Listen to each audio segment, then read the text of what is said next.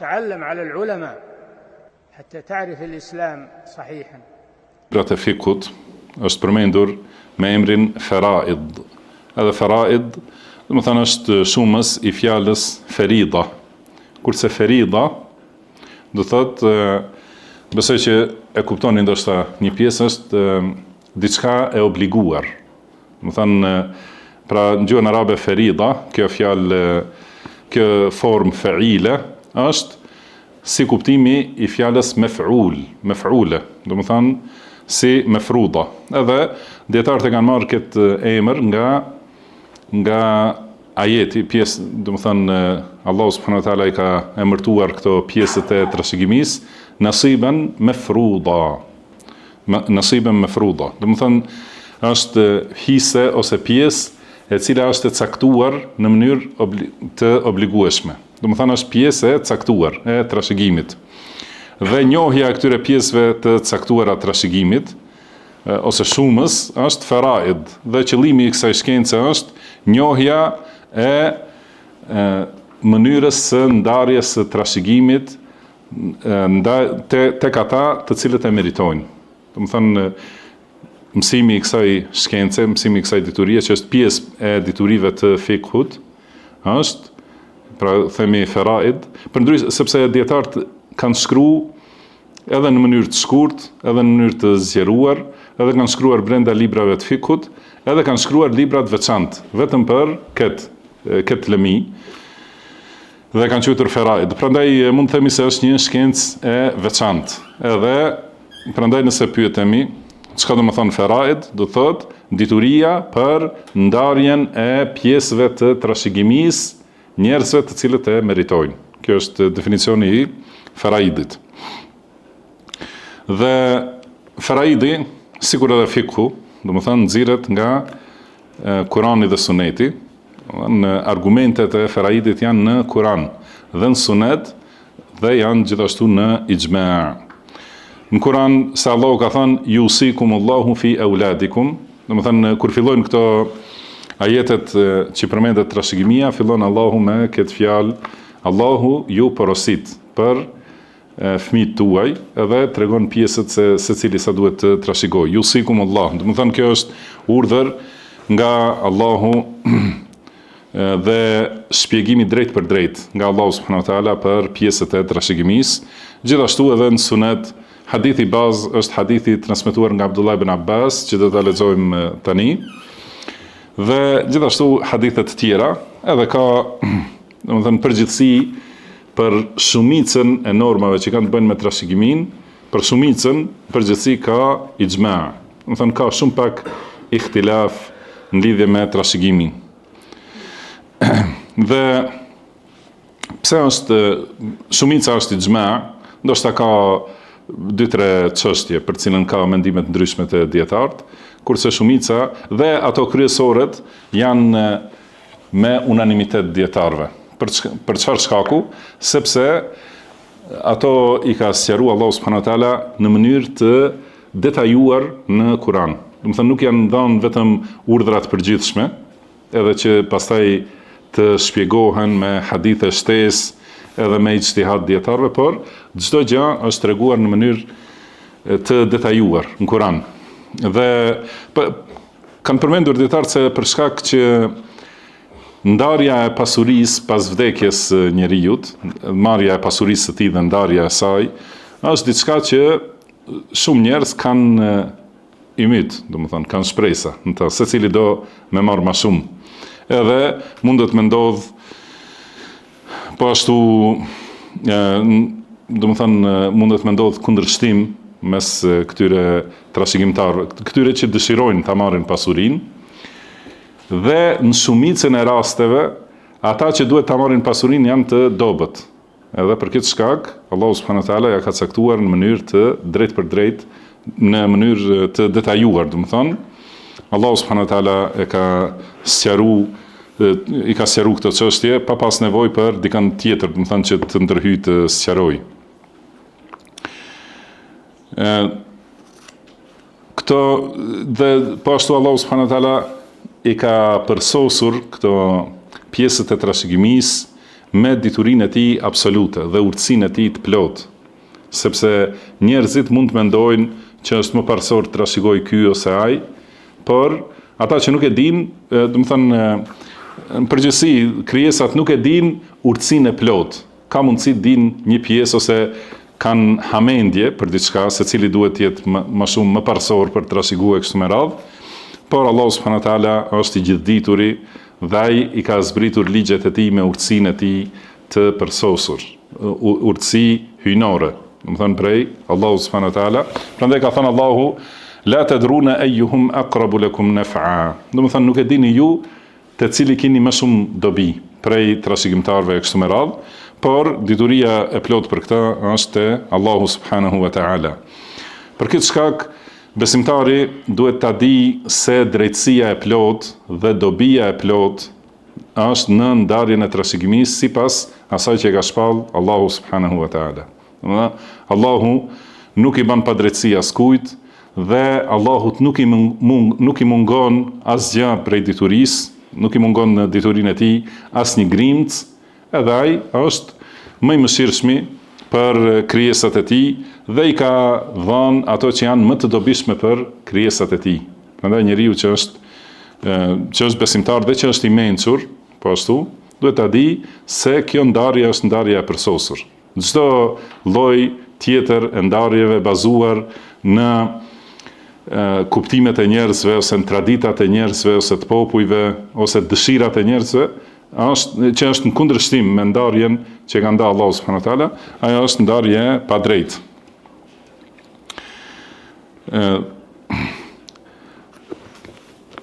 Kjo dituri është dituri e vështirë, se kërkon precizitet dhe njohje të një pjesë të matematikës, kërkon, do të thënë këto, dhe kërkon zgjuarsi në situata të ndryshme. Do të thënë kur vdes njeriu ka trashëgimtar të ndryshëm që i le, dhe duhet njeriu të di duhet të di pjesë që i takojnë secilit prej trashëgimtarëve. Në këtë aspekt mund të themi se është e rëndë. Edhe realiteti është se ka thonë pejgamberi sallallahu alaihi wasallam, dituria e parë që do të harrohet është faraidi. Është, do të thënë, kjo dituria për trashëgimin. Mirë po, për atë që dëshiron ta mësoj, është e lehtë, sepse gjithë kjo dituri për cilën është shkruar dhe është shpjeguar, është e përmbledhur në 3 ajete. Vetëm do të thënë ajeti 11 dhe 12 i surës Nisa dhe ajeti i fundit i surës Nisa. Janë aty të përmbledhura të gjitha këto çështje që do të mundohemi t'i sqarojmë me pika të shkurta. Edhe kuptimi i këtyre ajeteve, do të thënë, e bën njeriu që të jetë gjykues i drejtë në ndarjen e trashëgimit, sepse gjykimi i Allahut është gjykimi më i drejtë. Ka thënë Allahu: "Wa man ahsanu min Allahi hukman liqaumin yuqinun." Do të thënë, a ekziston gjykim më i drejtë se gjykimi i Allahut subhanahu wa taala për njerëzit që kuptojnë. Do thotë se padyshim nuk ekziston gjykim dhe ndarje më e drejtë se ajo që ka ndarë dhe që ka gjykuar Allahu i lartësuar. Po ashtu ka thënë Allahu subhanahu wa taala: "Wa tammat kalimatu rabbika sidqan wa adla." Do të thënë, fjalët e Zotit tënd janë të përsosura me drejtësi dhe vërtetësi. Do të thënë, çdo gjë që është treguar në Kur'an është e vërteta e plotë dhe çdo normë që është Kur'an është drejtësia e plotë. Pra fjalët e Allahut janë të plota me drejtësi dhe dituri të saktë, vërtetësi. Kanë, do të thënë, lidhje me trashëgimin, fusin dyshime disa njerëz të devijimit që duan ta sulmojnë Islamin me sulme të lloj-llojshme. Mirë po, kur të analizohet, do të thënë, shihet se mangësia është tek ata, te synimet e tyre ose te kuptimi i tyre. Do të thënë, patjetër, për këtë shkak ne kemi obligim të mësojmë, qoftë edhe një pjesë sa kemi mundësi. Do të thënë, pjesën më të madhe që kemi mundësi ta mësojmë, duhet ta mësojmë. Nuk do të thotë, pra, kjo nuk është ngarkim i të gjithë muslimanëve që patjetër të veçohen vetëm për mësimin e diturive të fesë. Mirë po, secili musliman duhet të ketë synim të mësojë diçka, ti kuptoj sepse ata njerëz që duan ta sulmojnë Islamin dhe t'i luhatin njerëzit në besimin e tyre, thotë i përdorin do manipulime dhe dyshime, që nëse njeriu nuk ka njohuri, atëherë ka vështirësi, domethënë që ti përballojë atyre. Pejgamberi sallallahu alejhi wasallam gjithashtu na ka nxitur për mësimin e faraidit. Ka thënë, siç është transmetohet nga Abdullah ibn Mas'ud radhiyallahu anhu, marfu, domethënë se ka thënë pejgamberi sallallahu alejhi wasallam, ta'allamu al-fara'id wa 'allimuha an-nas. Domethënë mësojeni faraidin dhe mësojeni njerëzve. Pastaj shumë prej dietarëve kanë shkruar libra të veçantë vetëm për këtë temë. Domethënë i gjithë libri është vetëm për faraid, edhe shumë gjithashtu e kanë përmendur në librat e fikut, sigur në këtë libër, ose ky është libër i hadithit i renditur sipas temave të fikut, që përmendet edhe kjo temë ose kjo shkencë e faraidit.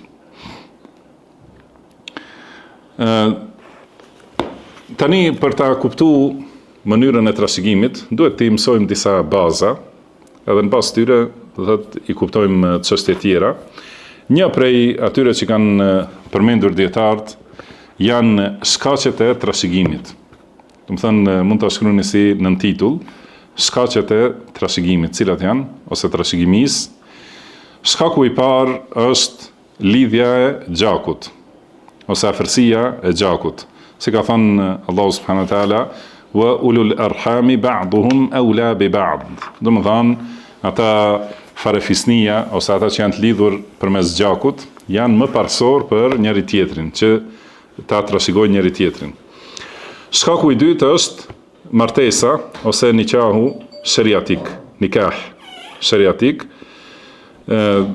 Pasi janë përmendur çështjet se si trashëgojnë, domethënë bashkëshortët, ka thënë Allahu subhanahu wa taala, walakum nisfu ma taraka azwajukum, domethënë juve ju takon gjysma e asaj që kanë lënë bashkëshortët tuaja, deri në fund të ajeteve. Do thotë që është një prej shkaqeve të trashëgimisë, dhe shkaku i tretë është el-wala. Domethënë çfarë do thotë wala në këtë kuptim? Domethënë lirimi i robërve. Për shkak domethënë kur dikush ka pasur një rob dhe ka liruar ose ka pagu lirinë e dikujt, domethënë kësaj thuhet wala. Edhe kjo është një prej shkaqeve të trashëgimisë, si është transmetuar nga Abdullah ibn Umar radhiyallahu anhuma, që ka thënë pejgamberi sallallahu alaihi wasallam, al-wala'u luhmatun ka luhmatin nasab. Domethënë kjo el-wala, pra lirimi prej robrisë, është një lidhje, edhe lidhje e fuqishme, e afërt, siç është lidhja e preardhjes ose lidhja e gjakut. Përveç këtyre tre shkaqeve nuk ka shkaqe tjera për trashëgimi. Edhe kjo është e njohur, domethënë atë që sqarojnë dietarët. Nëse ndodh njëri prej këtyre shkaqeve, atëherë do thotë bëhet trashëgimi i pasurisë atij që ka vdekur, domethënë dhe ka lënë pasuri. Mirë, përveç nëse ka pengesa, domethënë për të realizuar një normë e shariatit, duhet të plotësohen kushtet dhe të largohen pengesat. Pra kushtet thamë që t'jetë njëri prej këtyre tre shkaqeve. Dhe tjetra, në titulli tjetër, pengesat e trashëgimisë. Domethënë dikush që e ka arritur njërin prej këtyre shkaqeve, mirë po nëse i ka këto tjerat që do t'i përmendim, domethënë ato janë pengesë që nuk mund të trashëgojë. A dini ndonjë prej tyre? Nëse pjesëtarët e familjes ato që janë trashëgimi nuk janë besimtarë. Mirë, kjo është një shkak, po, do ta përmendim. Një pengesë, domethënë. Pengesa e parë është vrasja. Domethënë nëse ai i cili është në grupin e trashëgimtarëve e ka vrarë këtë prej cilit duhet të trashëgojë. Domethënë, nëse trashëgimtari e vret të trashëguarin. Dhe kjo vrasje është, domethënë vlen çdo herë, pa marrë parasysh se është direkt që e ka kry vrasjen, ose ka ndihmuar për vrasjen, ose ka qenë vrasja me qëllim, ose gabimisht. Domethënë edhe nëse është bë shkak për vdekjen e këtij do të thënë trashëguesit themi, do të thënë ai që e le trashëgimin, nëse është bërë shkak për vdekjen e tij pa qëllim, gjithashtu nuk trashëgon prej tij. Se ka një rregull që është e njohur, do të thënë si fjalë e urtë, edhe është në rregullat e shariatit, për atë që vret me qëllim, thuhet men ta'ajjala shay'an qabla awanihi uqiba bi hirmanihi. Do të thënë kush nxiton diçka përpara se të vijë koha, dënohet me privimin prej saj. Do të thënë nxiton që ta marrë pasurinë më shpejt, edhe i bën këtë shkak, do të thënë që të vdesë ai që do ta lërë në trashëgim pasurinë, atëherë dënimi për ta është që i pengohet plotësisht trashëgimi. Do të thënë kjo vlen për atë që e ka kryer vrasjen me qëllim. Dhe gjithashtu nëse ndodh vrasje gabimisht, po ashtu nuk trashëgon, do të thënë kjo është i thuhet në shariat saddu dhara'i. Do të thënë mbyllja e dyerve për dëm, për prishje. Do të thënë mbyllja e rrugëve që çojnë në prishje ose në shkatrim. Pra është në rregullat e shariatit se edhe dikush nëse ka vrarë atë trashëguesin e tij gabimisht, po ashtu pengohet nga trashëgimi. Çka do të thonë kjo mbyllja e dyerve? Që mos ndodh dikush të bëjë ndonjë veprim edhe të thotë se nuk e pata qëllim vrasjen e tij e kështu me radhë, edhe prapë të trashëgoj atë. Ka thënë pejgamberi sallallahu alaihi wasallam, "Laysa lil qatili shay." Do të thonë vrasësi nuk merr asgjë, nuk merr asnjë gjë. Tjetër shkak prej ose tjetër pengesa e dytë është robria ose sklavria, nëse njeriu është sklav. Nuk trashëgon prej të afërmit të tij që ka vdekur, sepse pasuria e sklavit është pasuria e zotrisë së tij ose pranarit të tij. Gjithashtu edhe e kundërta, sklavi nëse vdes, nuk e trashëgojnë trashëgimtarët e tij, sepse e gjithë pasuria është e pranarit të tij. Dhe e treta, ajo që përmendet, është ndryshimi në fe, ose dallimi në fe. Do thotë njëri është musliman, tjetri nuk është musliman. Pa marrë parasysh a bëhet fjalë për atë që ka vdekur, ose për atë që është gjallë.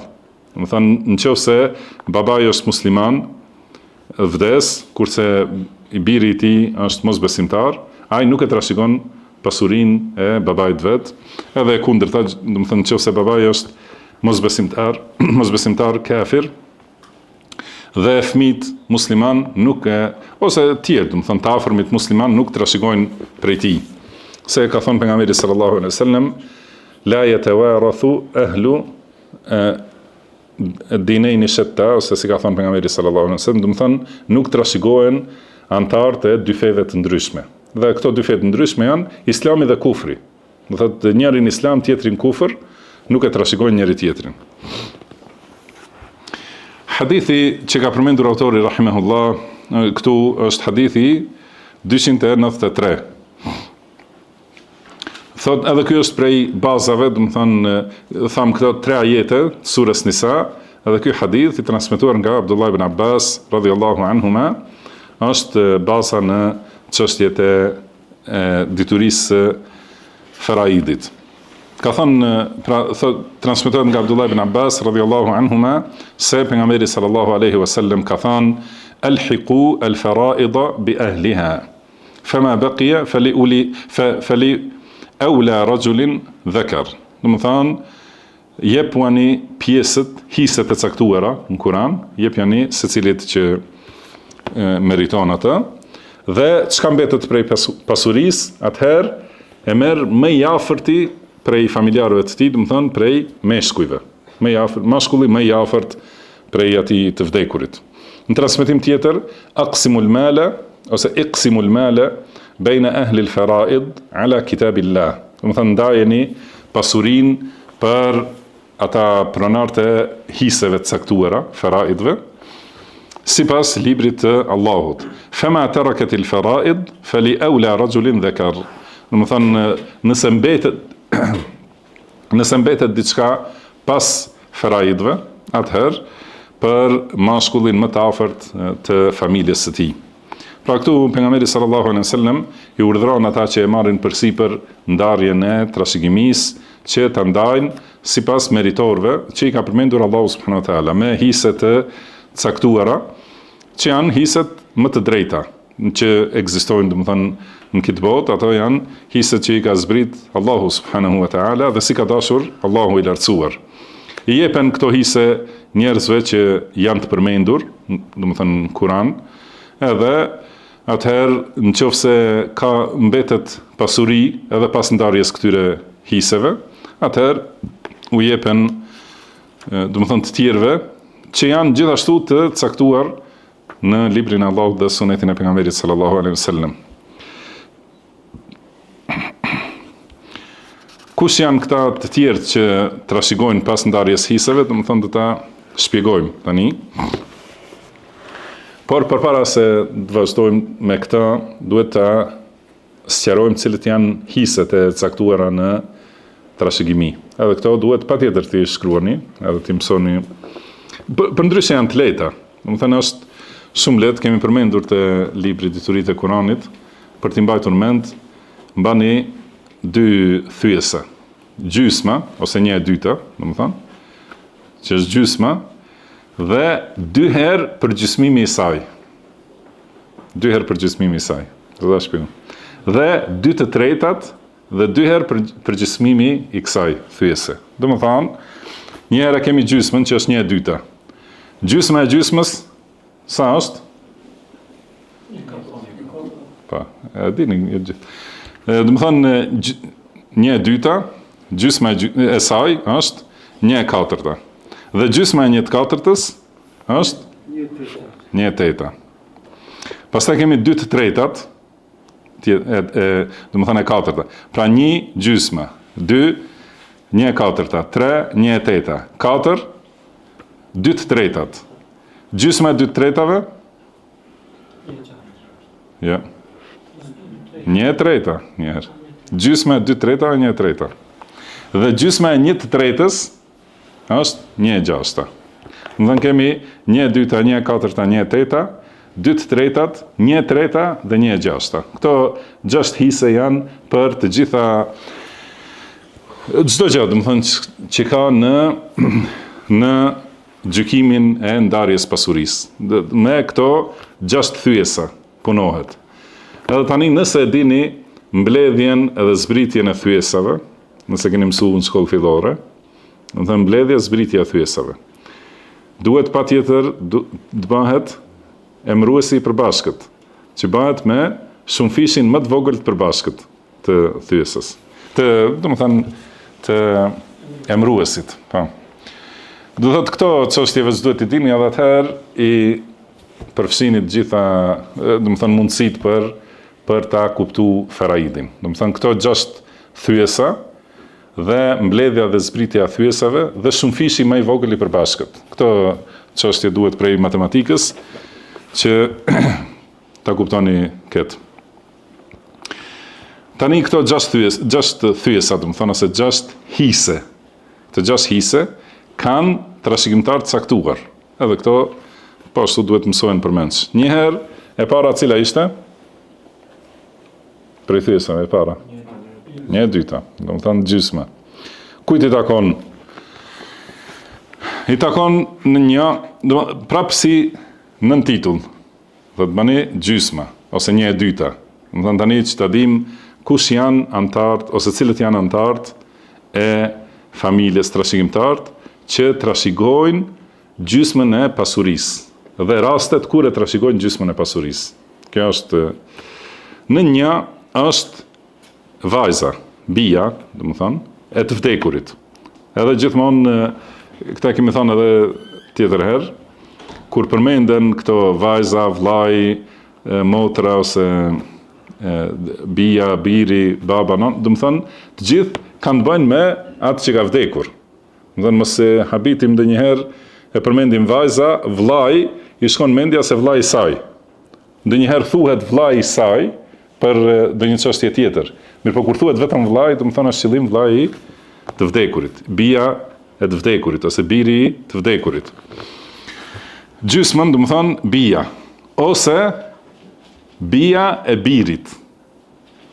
Do thotë nëse nuk ka tjetër, edhe nëse është, domethënë, bija e birit të vdekurit ose bija e djalit, do thotë njëherë vajza që është direkt e bija e të vdekurit dhe çdo vajzë që lidhet me të vdekurin përmes linjës maskullore.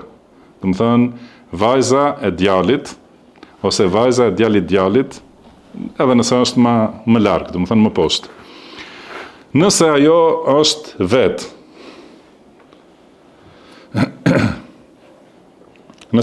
domethënë një vajzë edhe nuk ka tjetër, domethënë nuk ka djalë.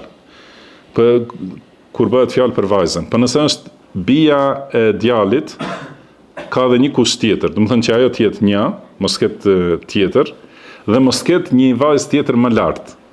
Domethënë nëse vdes dikush, edhe ka lënë një vajzë dhe një vajzë djalit, nuk ka djalë, domethënë, i ka vdek djali më herët, por ka një bij edhe një bij të birit. Tani ajo që është më poshtë, në këtë rast ndryshon pak, mirë po e kam qëllimin se kur është vetëm vetë bija ose bija e birit, domethënë atëherë është gjysmën që e trashëgon. Ka thënë argumenti për këtë është pjesa e ajetit të 11 surës Nisa, ku thot Allahu wa in kanat wahidatan falaha nisfu. Domethënë nëse është ajo një, pra një vajzë, kur flet për vajzat, nëse është një vajzë, atëherë i takon gjysma. Edhe vajza e djalit gjithashtu quhet vajzë ose bij në rregullat e shariatit. Si thash, kjo me ixhma, domethënë gjysma i takon vajzës nëse nuk ka tjetër fëmijë. Pra i vdekuri. Tjetër, kush e trashëgon gjysmën? Tjetër është bashkëshorti, po ashtu është prej atyre që e marrin një të dytën. Edhe kjo me kusht që gruaja që ka vdekur tani, domethënë në këtë rast, bashkëshortja mos ketë asnjë fëmijë. Atëherë bashkëshorti i saj e trashëgon gjysmën e pasurisë. Argument, ka thënë Allahu, walakum nisfu ma taraka azwajukum illam yakul lahunna walad. Domethënë juve ju takon gjysma e asaj që kanë lënë bashkëshortet tuaja, nëse ato nuk kanë fëmijë. E qartë. Tjetër, gjysmën e trashëgon motra, domethënë që është prej të dy prindërve. Motër i thuhet arabisht shaqiqa, domethënë që është motër prej të dy prindërve. Nëse nuk ka motër prej dy prindërve, atëherë motra prej babait, ose bija e babait të vdekurit. Domethënë ajo është që trashëgon gjysmën, edhe kjo me kusht që mos ketë i vdekuri fëmijë. Pra, ka thënë Allahu, in imru'un halaka laysa lahu waladun, domethënë nëse një njeri ka vdekur dhe nuk ka asnjë fëmijë, walahu ukhtun, dhe ka një motër, falaha nisfu ma tarak. Atëherë asaj takon gjysma e pasurisë që e ka lënë ky i vdekuri. Domethënë kësaj thuhet përndryshe për ta pasur shumë më të qartë, domethënë trashëgon bija e prindërve të të vdekurit ose bija e babait. Domethënë nëse nuk është kjo e të dy prindërve, atëherë nuk ka motër prej të dy prindërve, bija e babait, domethënë motra prej babe, është ajo që trashëgon. Pastaj vjen hisja tjetër që është 1/4. Pra këtu përmendëm 3 antarë që trashëgojnë gjysmën me këto kushte që u përmendën. Tani tjetra thyes ose tjetra hise është 1/4. Kjo i takon bashkëshortit nëse gruaja ka fëmijë. Domethënë ajo gruaja që ka vdekur, ka lënë fëmijë pas vete, atëherë bashkëshortit saj i takon 1/4. Si është në ajetin ku thot Allahu, fa in kana lahunna waladun, falakumur rubu'u mimma tarakna.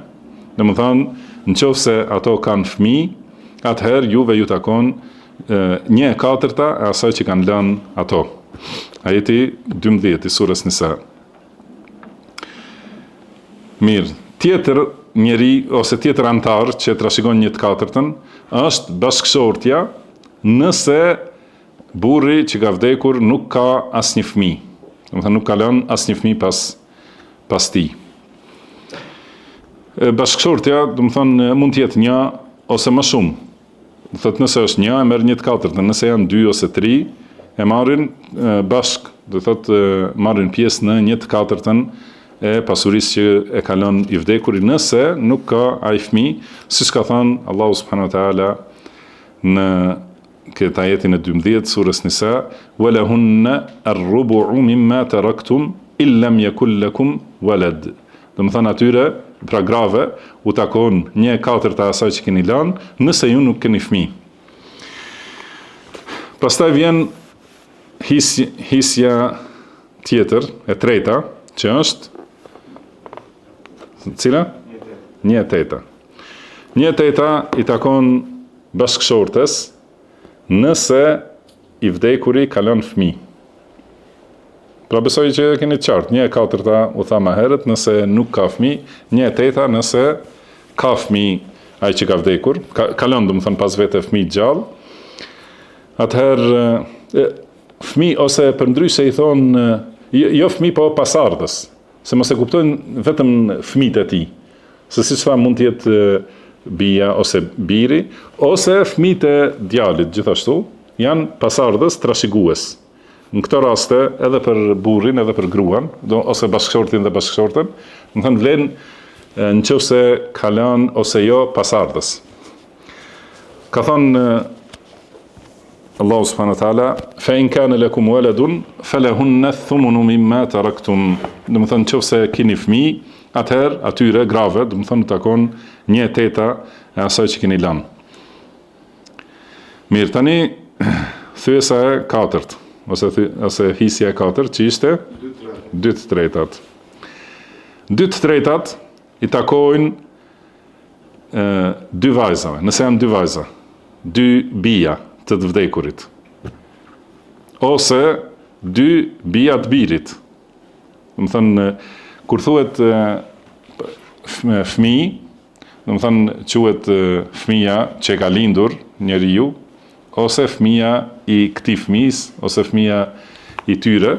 Do të thënë vajzat që janë bija të vdekurit, ose bijat e bijve të tij, ose bijat e bijve të bijve. Do të thënë në linjë maskullore. Nëse janë 2, atëherë atyre u takojnë 2/3 të pasurisë së babait ose gjyshit të tyre, do të thënë. Nëse, siç tham, janë 2 dhe nuk kanë ndonjë vëlla me cilin vëlla tani, ato nuk kanë vëlla me cilin e marrin komplet pasurinë. Pra kur është një vajzë veç e merr gjysmën. Kur janë vetëm 2 vajza vet i marrin 2/3. Po nëse ka 1 ose 2 këto vajza, nëse kanë 1 vëlla ose 2 vëllezër ose 3 vëllezër, pa marrë parasysh, atëherë do të thonë e gjithë pasuria u takon këtyre, që ndahet sipas hiseve që do t'i përmendim më vonë. Do të thonë kushti është që këto mos kenë vëlla që është bashkë me to. Do të thonë 2 vajza ose 2 mbesa mos kenë vëlla me veti. Argument për këta është një hadith kur ka vdekur Sa'd ibn Rabi' radhiyallahu anhu. Ka ardhur bashkëshortja e tij te pejgamberi sallallahu alaihi wasallam, edhe ka pasur 2 vajza. Ka thonë këto janë 2 bijat e Sa'd ibn Rabi'is radhiyallahu anhu. Dhe ai vdiq ose u vra me ty në luftën e Uhudit. Edhe ka thonë atëherë xhaxha i tyre, do të thënë vllai i Sa'dit, e ka marrë gjithë pasurinë, edhe nuk i ka lënë vajzave asgjë. Edhe ka thonë kurse këto duhet të martohen, do të thënë duhet të rriten, të martohen, nuk kanë pasuri, kështu ka thënë ajo gruaja. Ka thonë pejgamberi sallallahu alaihi wasallam, yaqdi Allahu fi dhalik. Do të thonë do të gjykojë Allahu për këtë. Pra nuk ka dhënë përgjigje pejgamberi sallallahu alaihi wasallam, por ka pritur të vijë shpallja. Dhe atëherë kanë zbritur këto ajete për cilat po flasim, ajetet e trashëgimisë, dhe pejgamberi sallallahu alaihi wasallam e ka thirrur këtë vllajën e Sa'd ibn Rabi' dhe i ka thënë a'ti ibnatay Sa'd ath-thuluthayn. Do të thënë jepja bijave të Sa'dit 2/3. Wa a'ti ummahuma ath-thumun. Dhe nënës së tyre jepja 1/8, si tham më herët apo. Wa ma baqiya fa huwa lak. Dhe çka mbetet është e jotja. Këtë transmeton Abu Davudi dhe Tirmidhiu dhe Ibn Sahih.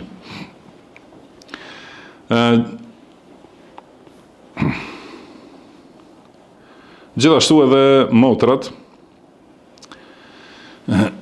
janë përmendur. Do të thënë këto në ajet nuk janë përmendur 2 vajza. Mirë po ky hadith shpjegon se për 2 vajzat vlen njësoj si që vlen për 2 motra. 2 motra janë përmendur në Kur'an. Ka thënë Allahu fa in kanat ithnatayni falahuma ath-thuluthani mimma tarak. Do të thonë, nëse janë 2 motra, nëse ka 2 motra, atëherë atyre u takojnë 2/3 për asaj që ka mbetur. Mirë, pastaj do thotë, pra ta keni parasysh 2 vajza ose 2 motra, nëse nuk ka fëmijë ai vdekuri.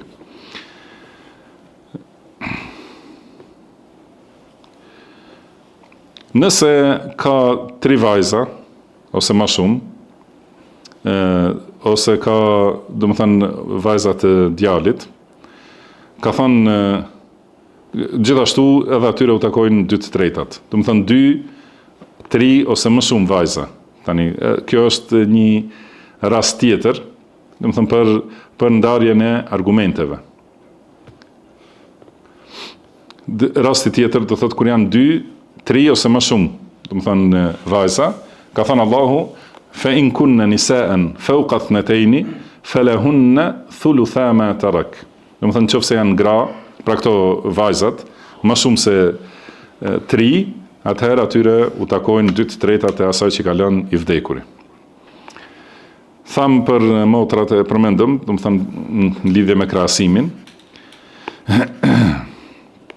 Dhe për motrat është për qëllim, do të thënë ato motrat prej të 2 prindërve, 2 motra prej 2 prindërve që i ka i vdekuri, ose nëse nuk ka motër prej të 2 prindërve, atëherë nëse janë 2 motra prej babaj, atëherë u takojnë 2/3. Kjo përmendet sepse do ta shihni në raste të tjera ku ka një motër prej të 2 prindërve edhe një motër vetëm pe babait, do të thënë ka dallim. Do të thënë 2 motra prej që i ka motër të plot prej të 2 prindërve. Ato trashëgojnë 2/3. Mirëhisja e 5 ose thyesa e 5, cila është? 1/3. 1/3 është hise që i takon nënës nëse i vdekuri nuk ka lënë pasardhës. 1/3 e merr nëna. Nëse nuk ka lënë pasardhës dhe nuk ka vëllezër që janë më shumë se, do të thënë shumës, nuk ka vëllezër që janë më shumë se 1. Do thotë 2, 3 ose më shumë.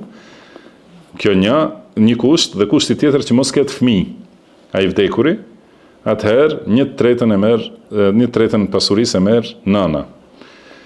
Për këto kushte e shohim në ajet, thot Allahu subhanahu wa taala, fa in lam yakul lahu waladun wa warithahu abawahu fali ummihi ath-thuluth. Nëse nuk ka fëmijë i vdekuri dhe e trashëgojnë prindrit e tij, atëherë nëna e merr 1/3. Për kushtin e dytë, thot, ka thënë Allahu, fa in kana lahu ikhwatun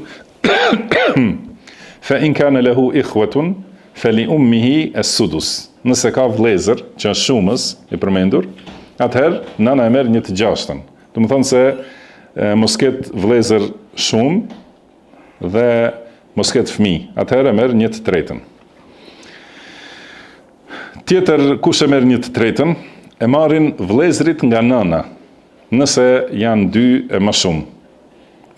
Vëllezër, do të thënë ose më mirë me thënë vlezër ose vlezër dhe motra, pa marrë parasysh pra ikhwa në gjuhën arabe, përfshin edhe vlezërit edhe motrat. Thot në qoftë se janë prej dyje më shumë, këta të gjithë bashkarisht e marrin 1/3. Do të thonë që lidhja e tyre me të vdekurin është vetëm përmes nanës. Do të thonë vlla e kanë këtë vdekurin vlla ose motër nga nana. Ka thënë Allahu subhanahu wa taala: "Wa in kana rajulun yurathu kalalatan aw imra'atun wa lahu akhun aw ukhtun." Do të thonë nëse një njeri është kalala. Dhe kuptimi i fjalës kelale do thotë që nuk ka pasardhës dhe nuk ka vëllezër dhe motra nga babai. Do të thonë nuk ka vëllezër dhe motra me të cilët i lidh babai. Do të thonë i ka pra kjo. Dhe ka vëlla ose motër që do të thonë nga nana. Edhe në lexim tjetër që është transmetuar nga Abdullah ibn Mas'ud edhe Sa'd ibn Abi Waqqas, ka thonë walahu akhun aw ukhtun li Do të thonë ky është shpjegim i ajetit. Do të thonë nëse ka vëlla ose motër nga nana, falikulli wahidin minhum as-sudus, do të thonë secili prej tyre e merr 1/6. Wa in kanu akthara min dhalik fahum shuraka'u fi ath-thuluth. Nëse janë më shumë, do të thonë nuk është 1, po janë 2, 3 ose më shumë, atëherë ata janë bashkarisht e marrin 1/3. E qartë? A të vazhdojmë? A u lodhët? Duhet, te kishim pas edhe një dras, një tabel me shkru. Mirë. Kjo ishte për 1/3. Edhe e fundit, është, më thënë 1/6, mos u brengosni shumë. 1/6. Tani takon nanës 1/6 në rast tjetër, kur ka trashëgimtar prej pasardhësve i vdekurit. Do të thonë ka vdek një njeri dhe ka fëmijë, do të thonë ka djalë ose vajzë ose djem ose vajza, do të thonë ka pasardhës që do të jenë trashëgimtar. Atëherë nana nuk e merr me 1/3, po e merr 1/6. Edhe ka thënë Allahu subhanahu wa taala në ajet: "Wali abawayhi li kulli wahidin minhum as-sudusu mimma taraka in kana lahu walad." Do të thonë prindrit secili prej tyre e merr 1/6 nëse i vdekuri ka fëmijë. Atëherë merr 1/6. Kjo një, dhe nëse ka vëllezër ai i vdekuri, atëherë fa in kana lahu ikhwatun fali ummihi as-sudus. Nëse ka vëllezër, atëherë nana e merr 1/6. Në këto dy raste nana e merr 1/6. Nëse nuk ekzistojnë këta dy lloje të trashëgimtarëve, thamë më herët se e merr 1/3. Po ashtu kanë përmendur se edhe gjyshja, do të thënë nëna e nënës, ose nëna e babait, ose nëna e babait, do të thënë gjyshjet përmi që janë marrin 1/6, nëse janë më shumë se 1, do të thënë bashkarisht e ndajnë 1/6.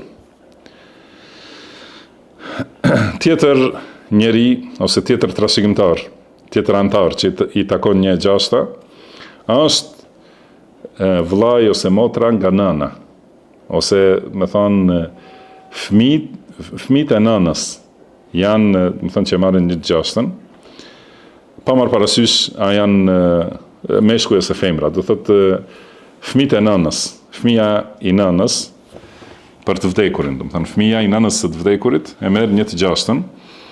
Ka thënë Allahu: "Wa in kana rajulun yurathu kalalatan aw imra'atun", do të thonë nëse njëri trashëgohet me këtë gjendje që është kalale, do të thonë që nuk ka fëmijë dhe nuk ka vëllezër ose motra që me të cilët i lidh babai, atëherë ka vëlla ose motër prej nane, atëherë secili prej tyre, çdo një prej tyre, do të thonë nëse është një vëlla ose një motër prej nane, e merr 1/6.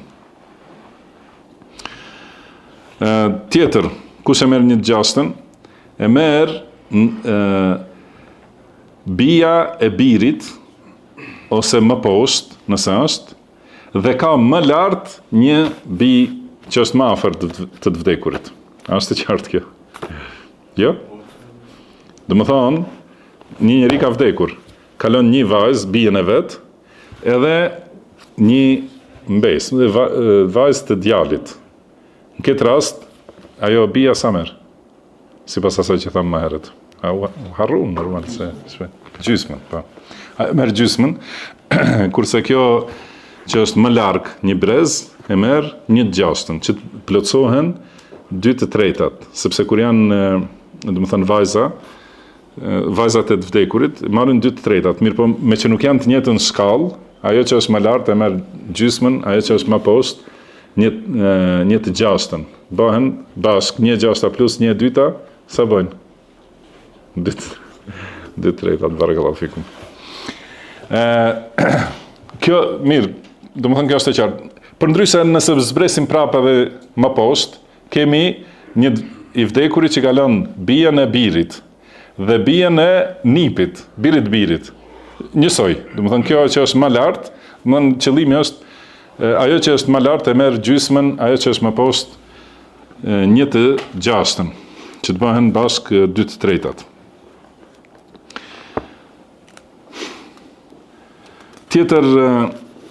Tjetër kush që e merr 1/6 është babai ose gjyshi nëse nuk ka baba, kur ka trashëgimtar, do të thënë kur ka fëmijë ai vdekuri. Pra u tha më herët, prind si trashëgojnë nëse ka fëmijë, trashëgojnë secili prej prindërve 1/6, edhe babai edhe nana e marrin nga 1/6.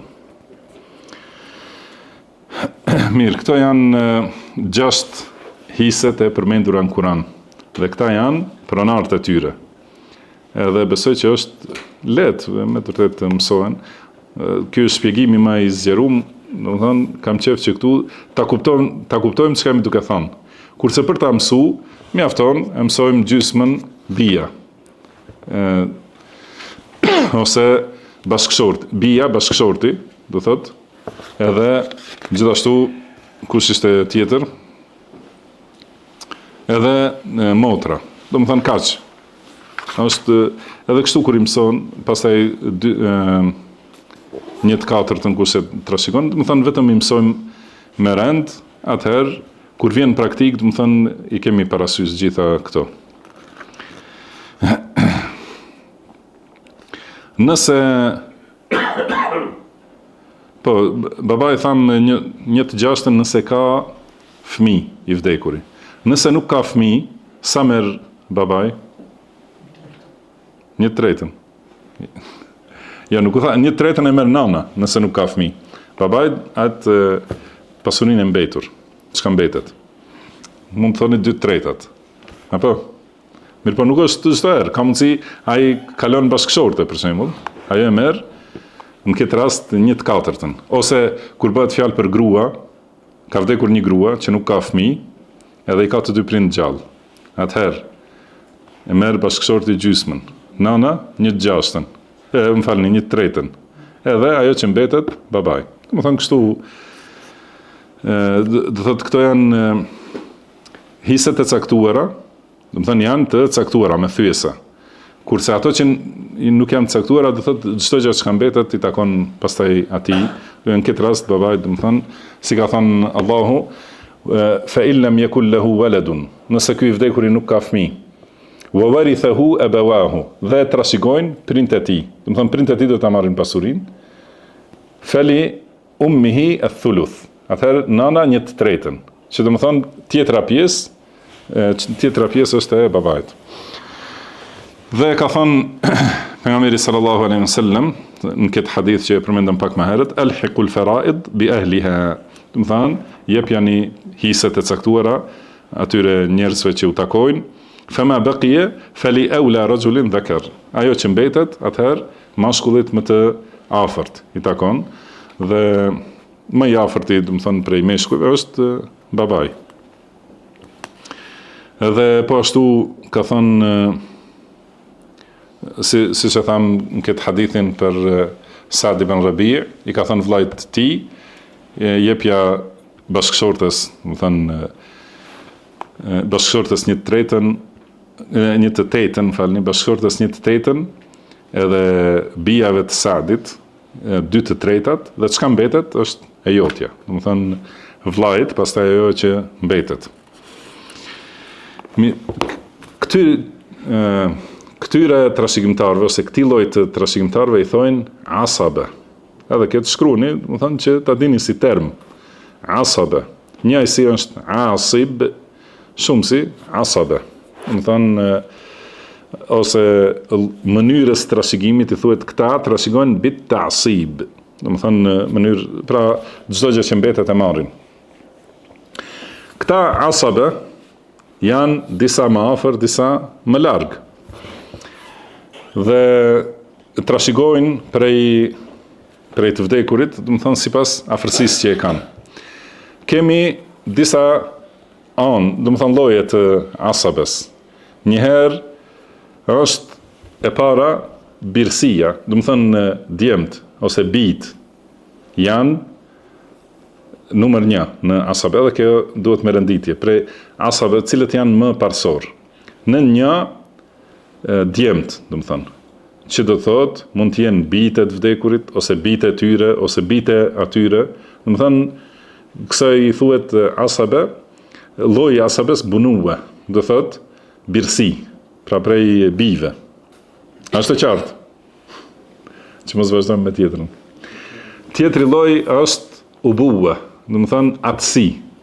Thot babait, e kështu më lart, domethënë, kjo është numër 2. Domethënë më parsor njëherë janë bijt, pastaj baballart. Pastaj vëllezërit dhe bijtë e vëllezërve. Gjithashtu. Pastaj xhaxhallart dhe bijtë e tyre. Pastaj el-wala, domethënë ata dikush që e ka liru prej robrisë. Ky njeriu që ka vdekur ka qenë rob, edhe ja ka fal dikush lirin.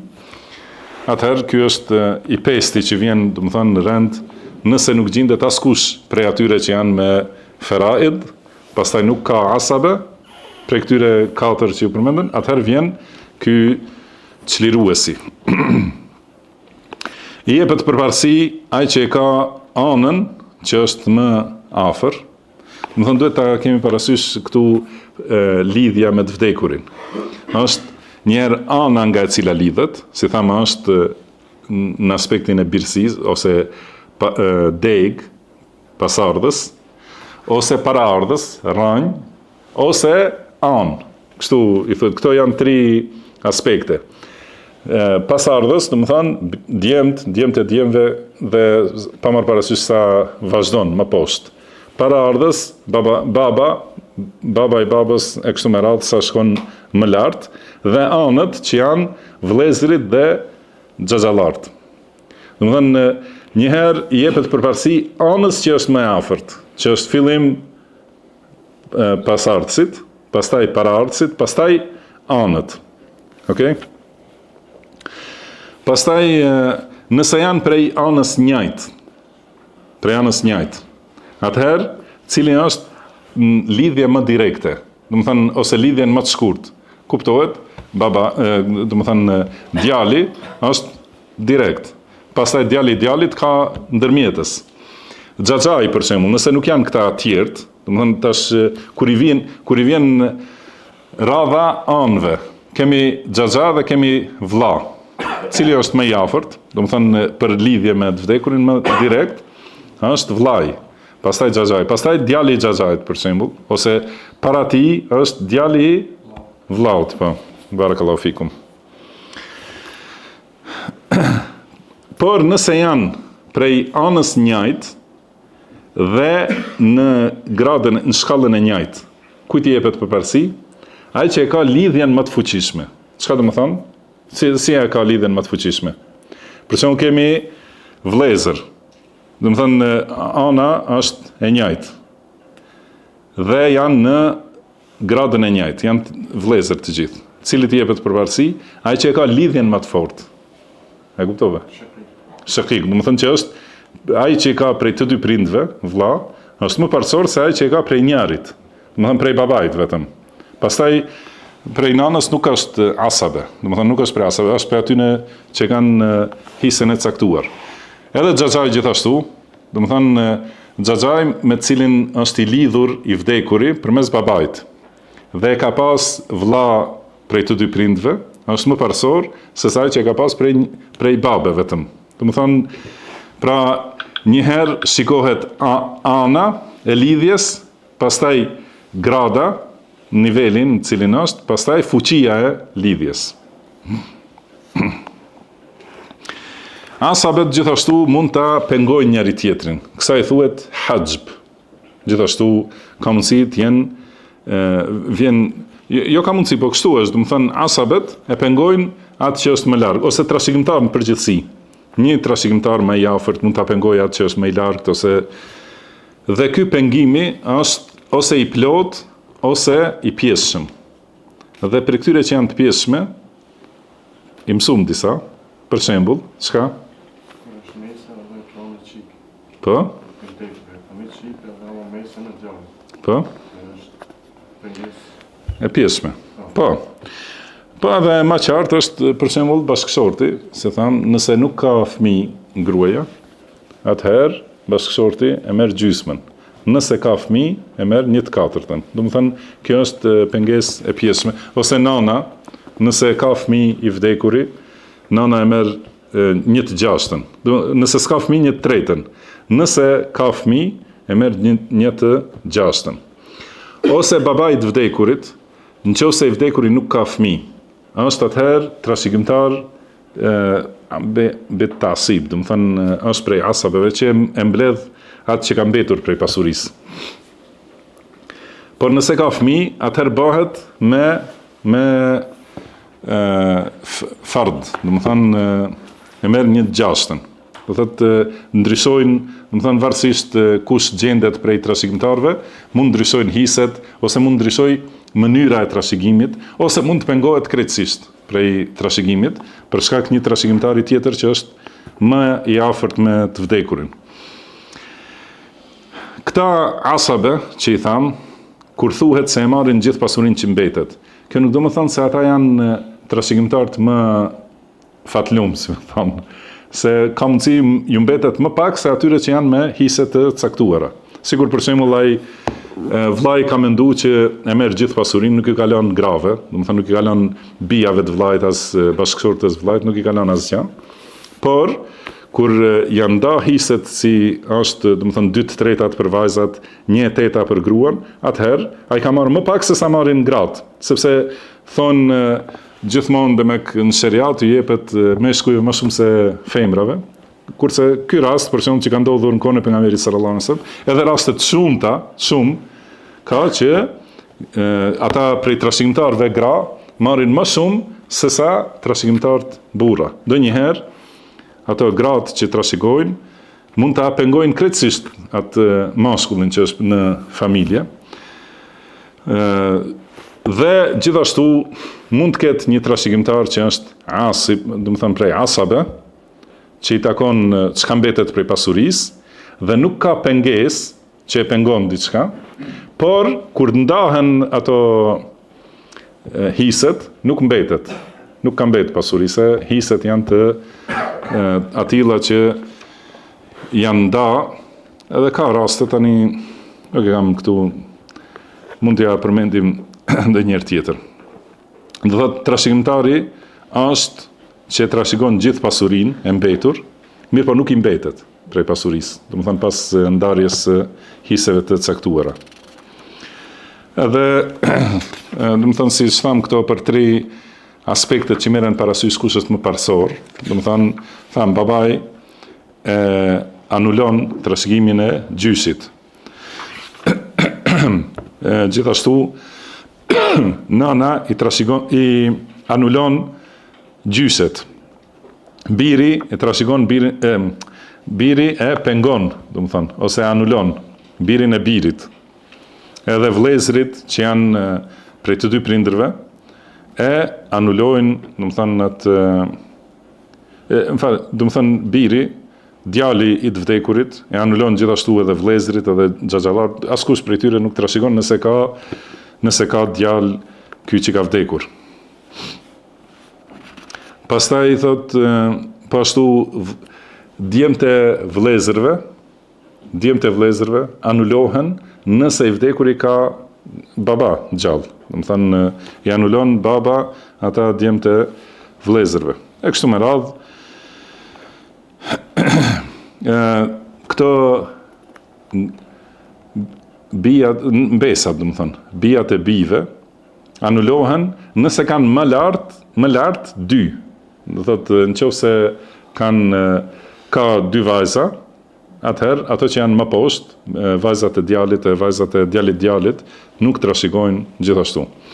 Mirë, kjo është në pikat shkurta këto aspektet e rregullave bazë të trashëgimisë, që për cilat tham ka libra të veçantë, është shkencë e gjerë dhe ka, do të thënë është precize.